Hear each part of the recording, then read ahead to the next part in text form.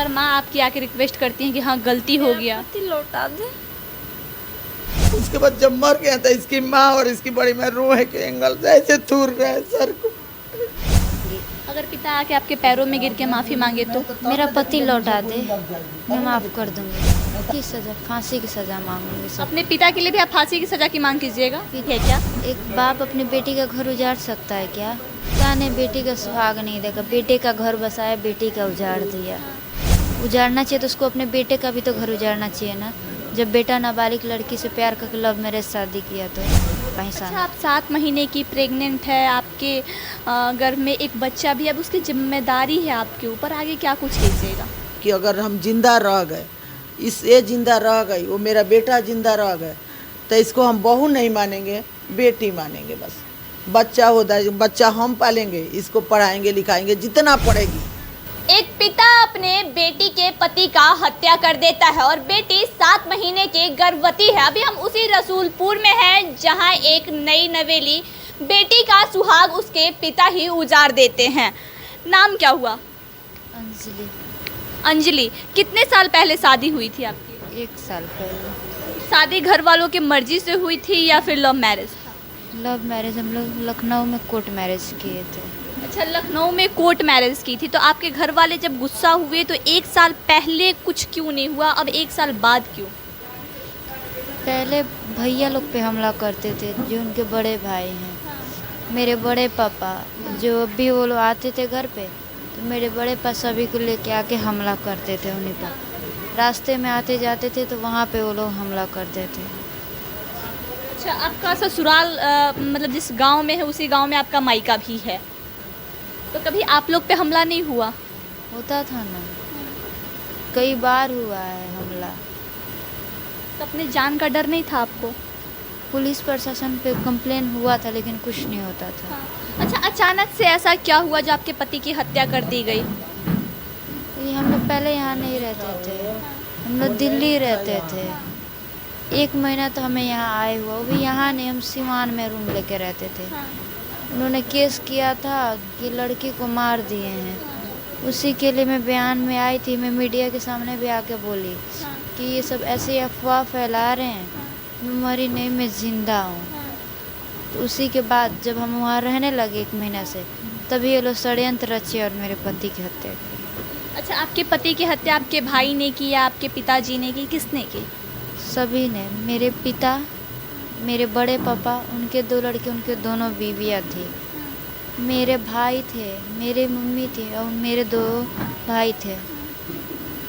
उसके बाद जो मेरे पति है उनके अपने चाचा थे और उनके लड़के, मेरे बुआ के 3 लड़के थे, सब शामिल थे। और सारे प्लान बना के झाड़ी में पहले से ही छुपे होते, गाड़ी आई और उस पर एक बार हमला करने लगे। मतलब पूरे परिवार की मिली भगत से ये हत्या हुआ? मेरे पूरे परिवार और जो मेरे पति के चाचा थे वो। अच्छा, अगर दोषियों को सज़ा होती है तो आप कौन सी सज़ा की मांग कीजिएगा? एक ही सज़ा, फांसी की सज़ा मांगूंगी सब। अपने पिता के लिए भी आप फांसी की सज़ा की मांग कीजिएगा? पिता ने बेटी का सुहाग नहीं देखा, बेटे का घर बसाया, बेटी का उजाड़ दिया।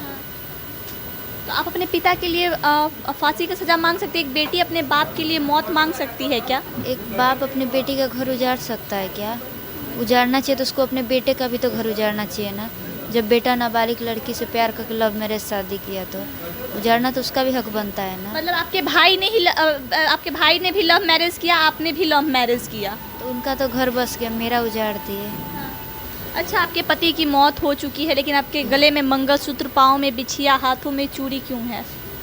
जब तक मेरे पति को न्याय नहीं मिलेगा मैं कुछ नहीं, काम काज कुछ नहीं करूँगी, कुछ नहीं उतारूँगी। अच्छा, भरोसा किस पे है, प्रशासन पे या फिर किस पे? देखिए, मैं प्रशासन पे तो अब ना रहा, मेरे लिए अब सब यही भगवान है, इन्हीं लोग पे सभी भरोसा है कि मुझे न्याय मिलेगा। अच्छा, 1 साल से आप दिल्ली में रह रही थी, उस टाइम आपके पिता का कोई कॉल, फ़ोन, मैसेज, कभी आपने अपने पिता को मनाने की कोशिश नहीं की? हुआ था, मैंने भी मनाने की कोशिश की, मेरे पति ने भी, गांव के लोगों ने भी मनाया, लेकिन वो मान जाते थे। लेकिन जब मान जाके कुछ दिन शांत हो जाएंगे, लेकिन मेरे बड़े पापा थे वो उनको मानने नहीं देते थे। दिन रात बैठ कहते थे कि नहीं, उन दोनों को मारना है, उन दोनों को मारना है। उनको डर था कि अगर सूरज गांव में आ गया तो उनका सारा धंधा बंद हो जाएगा। कैसे? वो गांव में लोग पाउच पीते हैं, पैकेट में होता है, वो उनका करते थे। तो वो मेरे पति उन सब के खिलाफ रहते थे, वो उनको नापसंद आता था। इसी बात को उनको डर था, वही दिन रात मेरे पिता को भड़काएंगे कि नहीं उन दोनों को मार देंगे, हैं उन दोनों को मार देंगे। इसी में मेरे पिता 3 भाई हैं ना, मेरे जो छोटे चाचा है कहीं भी नहीं आए हैं इस मामले में।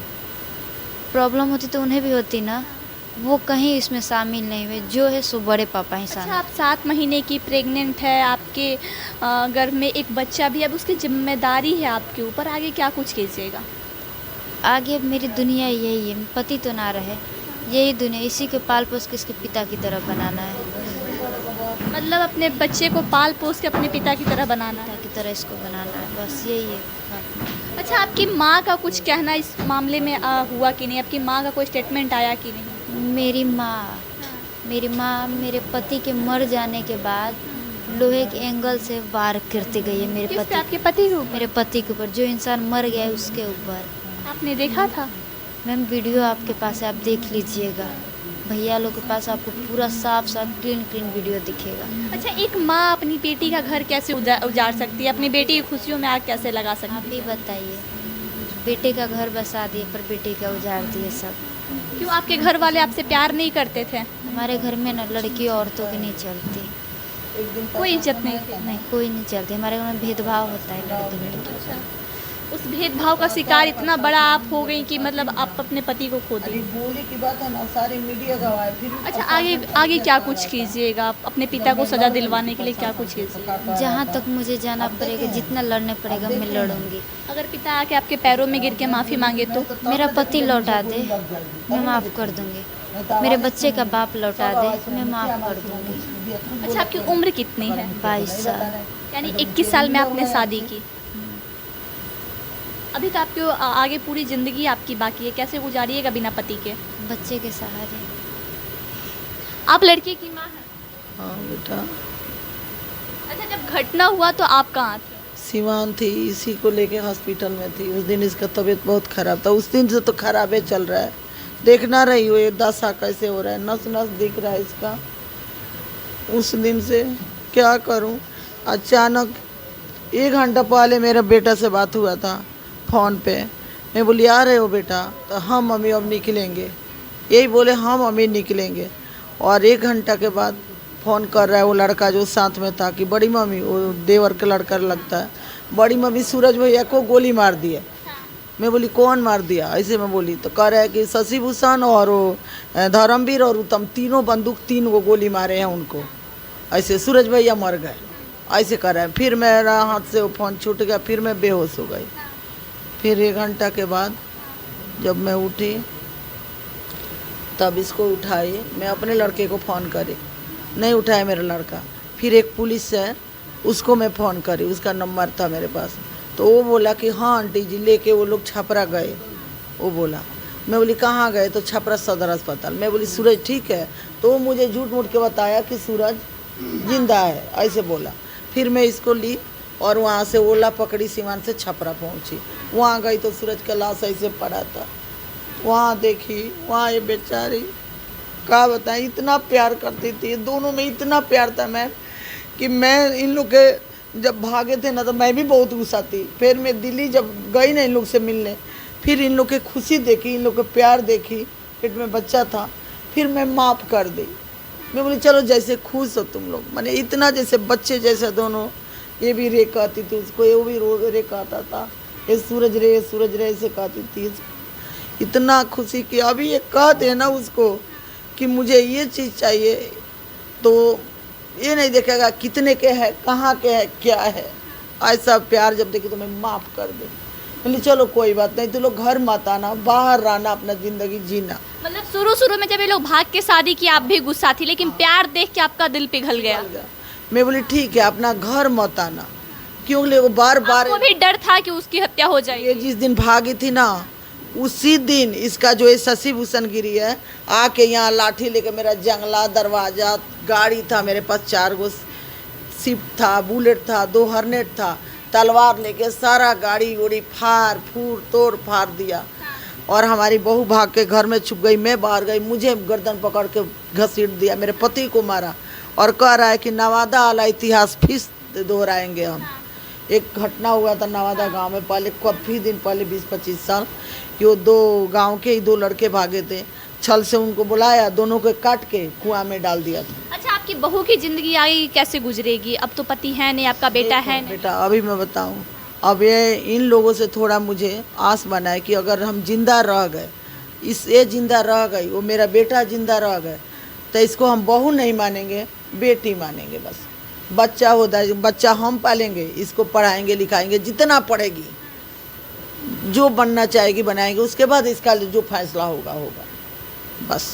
अगर इनके घर वाले वापस लेने आए तो इनके पिता अगर बोले कि मेरी बेटी लौटा ये दीजिए, नहीं जाएगी। हम इसको जानते हैं कि ये नहीं जाएगी, क्योंकि हम खुद इसको इतना रिक्वेस्ट किए हैं कि बेटा तू अपने घर चल जा, हमारे बेटे के जान पर बनी है, बेटा को हमारे कभी भी मार देंगे। तो यही बोली कि मम्मी आप भेजोगी तो मैं रेलवे लाइन पर कटा जाऊंगी, क्योंकि शादी करने के पहले भी इस पर बहुत अत्याचार किए हैं। वो लोग इतना अत्याचार किए हैं कि इसका वो शशि भूषण ने यहाँ 50 लोगों के साथ बोला है कि मैं इतना मारा हूँ कि जीभ उसका बाहर आ गया है, लेकिन सूरज के डर से छोड़ दे, क्योंकि सूरज से डरते थे, कोई जिंदा नहीं छोड़ेगा।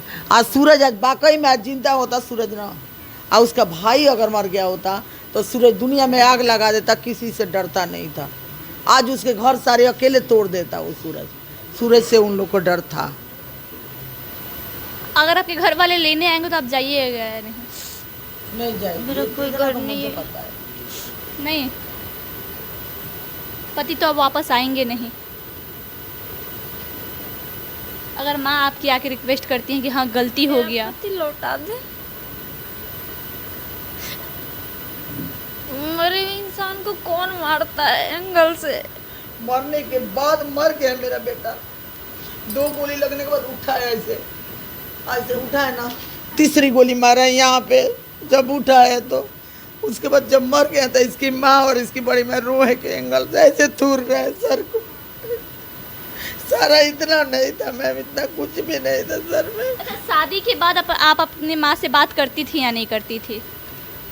बनाने की हमने बहुत कोशिश की, मेरे पति भी, मेरे पिता मानते भी थे ना, बड़े पर नहीं मानने देते थे, कहते थे कि नहीं मार देना उन दोनों को।